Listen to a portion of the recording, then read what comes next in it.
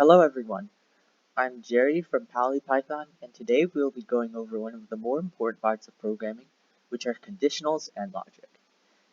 Let's start out with a pretty basic Python program. It's just going to be a series of print statements. So I'll print hello here, I'll print hello 2 here, and then hello 3 on the third line. And so when you run this statement, we'll see that, as usual, all our statements are executed from the top to the bottom, first printing hello, then hello 2, then hello 3 to the console. So this is a very standard print Python program. Now why conditionals are important is they let us choose which statements will be executed in a program. So not necessarily all statements will be executed as you write them. And so we could combine conditionals with logic to really execute different tasks in different scenarios. And I'm sure you've all heard of logic. They're just basic logical expressions which can evaluate to true or false. And we're going to be using these to select which statements are executed. And this will become more clear in examples. So let's start out with printing hello again. And then we could take advantage of evaluating logical expressions using the if statement. Now the if statement is mainly what I mean by talking about a conditional statement. It lets us check if something is true, and if that is true, execute the code that we specify in the block. So we could do this by just writing if.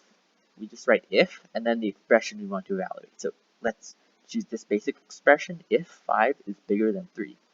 And then I'll put a colon here to denote that we'll execute the code after this, if this statement is valued to be true. And so as you can see, we have specified a new block using an indent.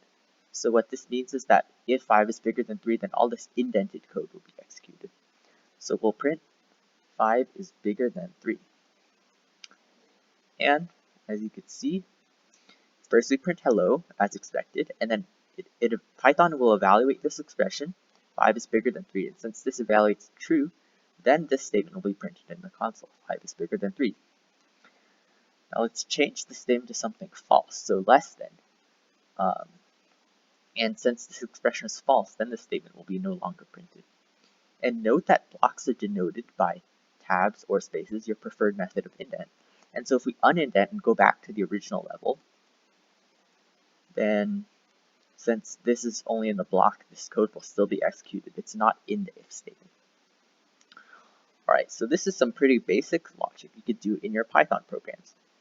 And there are actually a bunch of logical operators that you can use, less than and greater than being one of them. And so one of these logical operators is the equal operator. Actually, I'll just make a demonstration of all of them. So if 5 equals 5, then we'll print 5 is equal to 5. And as you can see, we'll print this in the console. And you've already seen less than, greater than. And we could actually use less than and equal to like this. We simply type less than and equal to. So if 5 is less than or equal to 6, then 5 is, we'll print this to the console. And as you can see, this will be evaluated true. And so what less than equal does is just like it sounds like. It'll check if this number is less than or equal to the other number we give it.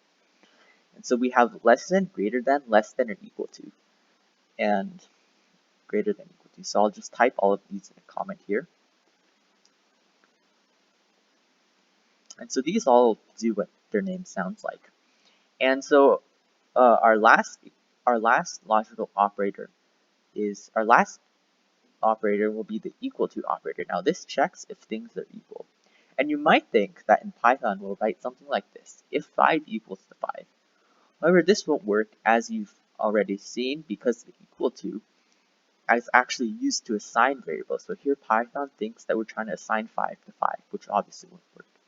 And so what we can do, and this is also true in most programming languages, is we use 2 equals when we want to check the equality of something. And the error just went away. So we'll just print 5 is equal to 5. And this operator doesn't only work on numbers, it could also work on strings too. So if test is equal to test, then we'll print equal. And so this is true. And so these are all of the basic logic operators. We could also incorporate some Boolean operators such as and, or, and not. They all do what their name sounds like. So and checks if both of these statements are true. So we could check if test equals test and 5 equals 5, and we'll print equal. But if one of them evaluates to false, so if we change this to 4, then equal will no longer be printed. Similarly, or checks if only one of them are true, this or that, and it printed equal. So one of the statements was evaluated true, so this block was executed, and not simply inverts the statement. So if we have an and here, and this statement evaluates the false, so if we put not in front of it, it'll turn it into true, and so this will still print equal in the console. So this is just the basics of how you use if statements. And the next thing we want to do is expand our knowledge. So not only will we want to do things if a condition is true, we could also check else if this condition is not true. If something else is true, then we'll execute that instead. So we'll put a false condition thing. So if 5 is less than 3, print 1. And then here we could use else if with the keyword elif. So this just stands for else if. And then we could put our other condition here. So elif 4 equals to 4. Then we'll print 2. And as you can see, instead of 1 being printed, since this evaluates the false, it'll then check this condition, 4 equals to 4, and since this is true, it'll print 2. And so we could actually do something if none of them are true. So elif, let's say 4 equals to 3, this is not true. Our last statement will be the else. So this will be executed if none of the other above statements check out. So print nothing worked. And here in this condition, we'll see that nothing worked. Actually, let me add these to the comments. So our other operators are equal, equal, and to check not equals, you could just put an exclamation mark here, not equals. So this is the basics of how conditional works and how you could control your program using logic.